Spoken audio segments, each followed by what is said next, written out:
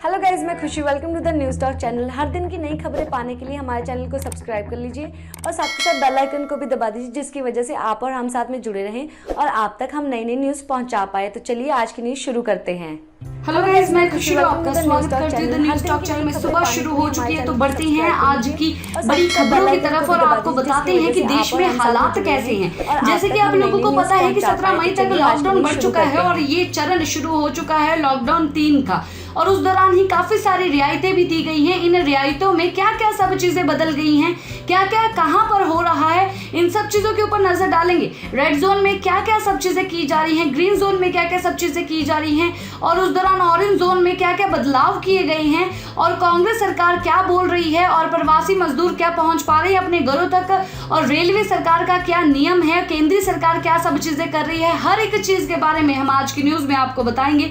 और उससे पहले अगर आपने हमारा चैनल अभी तक भी सब्सक्राइब नहीं किया, चैनल को सब्सक्राइब कीजिए, बेल आइकन को दबाइए, इस वीडियो को लाइक कीजिए, शेयर कीजिए अपने दोस्तों के साथ, फैमिली मेंबर्स के साथ। सबसे पहले बढ़ते हैं बड़ी खबर की तरफ और आप लोगों को बताते हैं कि इस देश में शराब की दुकानें जो ओपन हो चुकी हैं, उस दौरान ही अभी क्या सब चीजें हालात चल रहे हैं हर जगह पर। एक्साइज डिपार्टमेंट का अभी ऐलान आया है कि यूपी में व्यक्ति एक बार में ही खरीद सकता है सिर्फ और सिर्फ इतनी शराब। चलिए हम आपको बताते हैं कि अगर आप लोग उत्तर प्रदेश में हैं तो आप कौन से जगह पर, कौन से जिले में हैं, तो अगर वहां पर शराबों की दुकान ओपन हो रही है तो आप लोगों को क्या क्या सब चीजें ध्यान रखनी है, और आप लोगों को कब कितना दारू मिल सकता है, कितना शराब मिल सकता है, और एक्साइज डिपार्टमेंट ने इसके ऊपर क्या निर्देश दिए हैं और कब तक ये निर्देश चालू रहेंगे, उसके बारे में हम आज की न्यूज में आपको बताएंगे। मेरे साथ बने रहिए। उत्तर प्रदेश के प्रमुख सचिव संजय ने इस दौरान कहा कि अगले 3 से 4 दिन तक सीमित मात्रा में ही शराब लोगों तक जा सकती है। लोग सीमित मात्रा में ही शराब को खरीद सकते हैं। उनका बताना है कि एक बार में सिर्फ 1 बोतल, 2 आधा, 3 पौवा, 2 बियर की बोतल, 3 कैन ही खरीद सकते हैं। इससे ज्यादा कोई खरीद नहीं सकता। उस दौरान ही सोशल डिस्टेंसिंग का ध्यान रखना आप लोगों को काफी ज्यादा जरूरी है। अगर आप लोग सोशल डिस्टेंसिंग का ध्यान नहीं रखते हैं और वहां पर अगर कुछ प्रॉब्लम होती है, तब उस दौरान ही काफी सारे और नियम भी बदले जा सकते हैं। और हर एक लिकर शॉप पे वहां पर पुलिस कर्मचारी भी तैनात है। अगर कोई भी इंसान अगर सोशल डिस्टेंसिंग का पालन नहीं कर रहा तो वहीं के वहीं उसके ऊपर मुकदमा भी चलाया जा सकता है। जैसे कि आप लोगों को पता है कि अभी लॉकडाउन आगे बढ़ चुका है और 4 मई को ये सब चीजें ओपन हो गई हैं। उस दौरान ही आप लोगों को अपने आजू बाजू में हर जगह पर चहल पहल दिखने के लिए मिल रही होगी। इस दौरान ही सबसे बड़ा विषय ये आता है शराब का, कि इस दौरान ही शराब की दुकानें ओपन हो गई हैं। रेड जोन में भी शराब की दुकानें ओपन हुई है, और ऑरेंज जोन में भी शराब की दुकानें ओपन हुई है, ग्रीन जोन में भी शराब की दुकानें ओपन हुई है। इस दौरान ही सुबह से ही 4 मई से ही सुबह से लोगों की बड़ी कतारें देखने के लिए मिल रही है। हालांकि सब जगह पर टाइमिंग फिक्स की गई है सुबह 10 बजे से शाम के 7 बजे तक, पर बहुत ही सुबह सुबह लोग वहां पर कतारों में आके खड़े हो गए। कहीं कहीं पर सोशल डिस्टेंसिंग का ध्यान रखा गया और कहीं कहीं पर सोशल डिस्टेंसिंग का ध्यान नहीं भी रखा गया, जिसके कारण तंग आके दुकानदारों को दुकान भी बंद करनी पड़ी।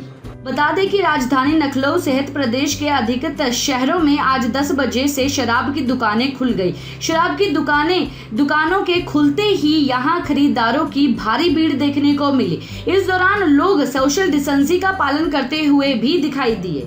इसी तरह बाराबांकी में भी 40 दिन के बाद शराब की दुकानें खुल गई हैं, और उस दौरान ही जिला प्रशासन ने सुबह 10 बजे से शाम के 7 बजे तक इन दुकानों को खोलने का ऑर्डर दिया है। उस दौरान ही यहाँ पर भी भीड़ देखने के लिए मिली, और उस दौरान ही हम आपको बता दें कि वहाँ पर बाराबांकी में सोशल डिस्टेंसिंग का असर भी देखने के लिए मिला, और 1 लीटर से ज्यादा किसी को भी शराब देने के लिए मना किया गया है। और उस दौरान ही वहाँ पर पुलिस कर्मचारी वहाँ पर मौजूद है और सोशल डिस्टेंसिंग का पालन करवा रहे हैं और लोगों को शराब भी दिलवा रहे हैं। और 3 से 4 दिन तक ये सब चीजें हो पाएंगी। ज्यादा से ज्यादा शराब नहीं मिलेगी, क्योंकि आप लोगों को पता है कि काफी सारे लोग ऐसे हैं जो कि शराब की काफी सारी पेटियां भर के अपने घर पे लेके जा रहे हैं और काफी ज्यादा टाइम लगा रहे हैं, जिसके कारण जो लाइन में लगे हुए लोग हैं उनको काफी ज्यादा परेशानी हो रही है, और बहुत ही ज्यादा परेशानी हर किसी को हो रही है। दिल्ली में काफी सारी दुकानों को बंद करवा दिया गया है, जहां पर लोगों की भीड़ इतनी ज्यादा बढ़ गई कि उन्होंने सोशल डिस्टेंसिंग की धज्जियां भी उड़ाई।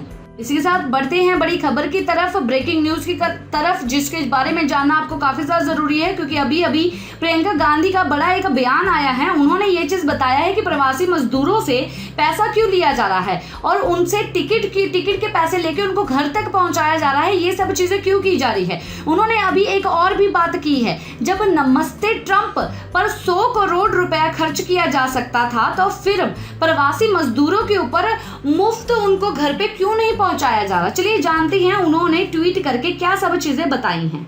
कांग्रेस की तरफ से जो प्रवासी मजदूर हैं, रेलवे द्वारा कथित तौर पर किराए ले जाने पर बाराबाजी अभी जारी है। कांग्रेस अभी प्रियंका गांधी ने सोमवार को सरकार पर अभी निशाना साधा है और सवाल किया है कि जब नमस्ते ट्रंप कार्यक्रम पर 100 करोड़ रुपया खर्च किया जा सकता है तो फिर संकट के समय में मजदूरों को मुफ्त रेल यात्रा की सुविधा उपलब्ध क्यों नहीं करवाई जा सकती। तो गाइस, जो अभी वो लोग बोल रहे हैं, जो प्रियंका गांधी बोल रही है, कि आप लोगों को कहीं ना कहीं ये सच लग रहा है या आपको ये सब चीजें गलत लग रही है, क्योंकि कहीं ना कहीं ये खबरें भी आ रही हैं कि उनसे किराया नहीं लिया जा रहा, पर कहीं ना कहीं ये भी सब चीजें मजदूर ये चीज बता रहे हैं कि उनसे किराया लिया जा रहा है, उनसे किराया थोड़ा बहुत वसूल किया जा रहा है। प्रियंका गांधी जी अभी ट्वीट करते हुए कहती हैं कि जो हमारे देश के मजदूर हैं वो हमारे लिए बहुत ही ज्यादा इम्पोर्टेंट है, मगर आज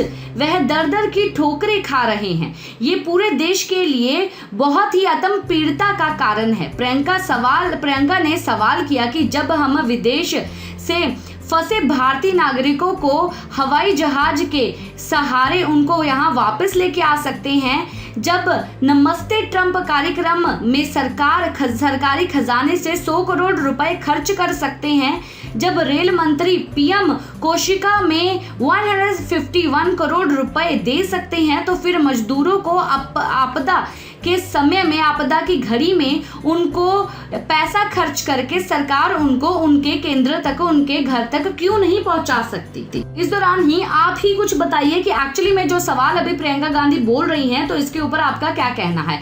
उस दौरान ही इन सब चीजों को देखते हुए प्रियंका गांधी ने अभी ये भी सब चीजें बोला है कि अगर सरकार से ये सब चीजें नहीं हो पा रही है तो अभी प्रियंका गांधी अभी इन प्रवासी मजदूरों का खर्चा उठाएगी। कांग्रेस महासचिव ने कहा, भारतीय रेलवे कांग्रेस ने अभी निर्णय लिया है कि वह घर लौटने वाले मजदूरों के लिए रेलवे यात्रा का पूरा खर्च उठाएगी।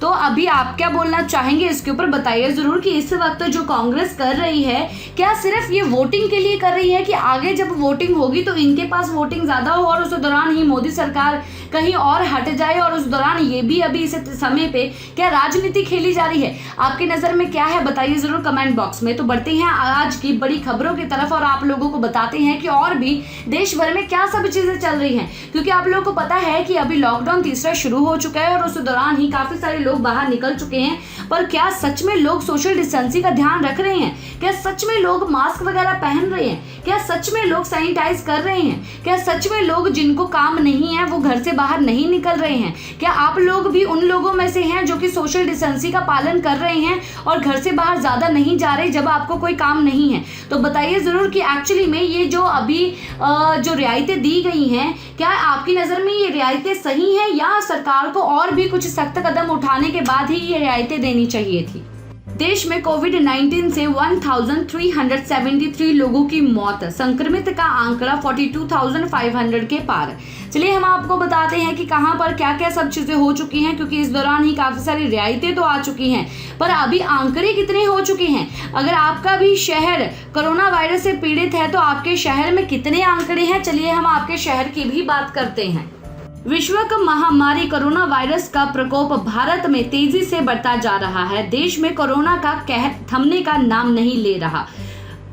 संक्रमितों की और मृतकों की संख्या में लगातार बढ़ोतरी हो रही है। सोमवार तक भारत में कोरोना संक्रमित का संख्या 42,500 के पार पहुंच गया है। वहीं अब तक इस महामारी से मृतकों का आंकड़ा 1,400 के करीब पहुंच चुका है। स्वास्थ्य मंत्रालय द्वारा जारी किए गए आंकड़े के मुताबिक पिछले 24 घंटे के दौरान ही 2,553 नए मामले सामने आए हैं तथा 72 मरीजों की मौत के बाद मृतकों की संख्या बढ़कर 1,373 हो गई है।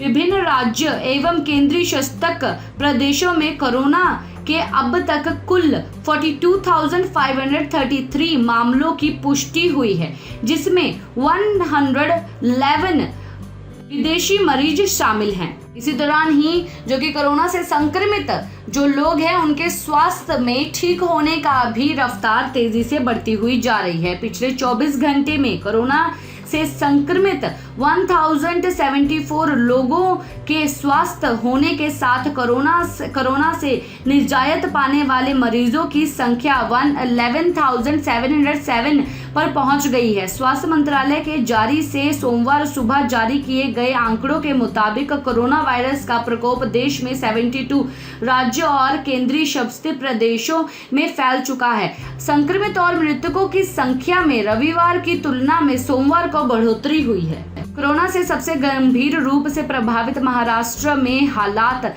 लगातार काफी ज्यादा बिगड़ते हुए जा रहे हैं और पिछले एक दिन में 678 नए मामलों के बाद राज्य में संक्रमित की संख्या 12,974 पर पहुंच गई है। इस दौरान 21 और लोगों की मौत के बाद इस महामारी में मरने वालों की संख्या बढ़कर 542 हो गई है। वहीं राज्य में 2,115 संक्रमित मरीज स्वस्थ भी हो चुके हैं। गुजरात पिछले 24 घंटे में दौरान 374 नए मामले सामने आए हैं। अन्य के साथ संक्रमित की संख्या में मामलों में दूसरे स्थान पर पहुंच गया है। गुजरात में संक्रमित की कुल संख्या 5,428 हो गई है तथा 28 और लोगों की मौत के बाद मृतकों की संख्या 219 पर पहुंच गई है। राष्ट्रीय राजधानी दिल्ली में भी हालात काफी ज्यादा बिगड़ चुके हैं और पिछले 24 घंटे में 427 नए मामले दर्ज किए गए हैं। जाने के कारण अब तक कुछ 4,549 लोग इस महामारी से संक्रमित हुए हैं। दिल्ली में इस संक्रमण से मरने वालों की संख्या बढ़कर 64 हो गई है, जबकि अब तक कुल 1,362 मरीजों को उपचार के बाद अस्पताल से छुट्टी दे दी गई है। वहीं राजस्थान में पिछले 24 घंटे के दौरान 116 नए मामले सामने आए हैं और इसका आंकड़ा बढ़कर 2,886 हो गया है। राज्य में संक्रमित से 6 और लोगों की मौत के बाद मरने वालों का संख्या 71 हो गई है। तमिलनाडु में 266 नए संक्रमित मामले सामने आए हैं और संक्रमित मरीजों की संख्या बढ़कर 3,023 हो गई है तथा अब तक 30 लोगों की मौत हो चुकी है। मध्य प्रदेश में इस वायरस की चपेट में अब तक 2,846 लोग आ चुके हैं तथा पिछले 24 घंटे के दौरान 5 और संक्रमितों की मौत के बाद मरने वालों की संख्या 7 बढ़कर 156 हो गई है। तो आई होप गाइस आप लोगों को हमारी तरफ से नॉन स्टॉप खबरों के बारे में जान के काफी ज्यादा अच्छा लगा होगा। आगे भी नॉन स्टॉप खबरों के बारे में जानने के लिए हमारे चैनल के साथ जरूर जुड़े रहिए, बेल आइकन को जरूर दबाइए। इसी के साथ मैं लेती हूँ इजाजत, नमस्कार।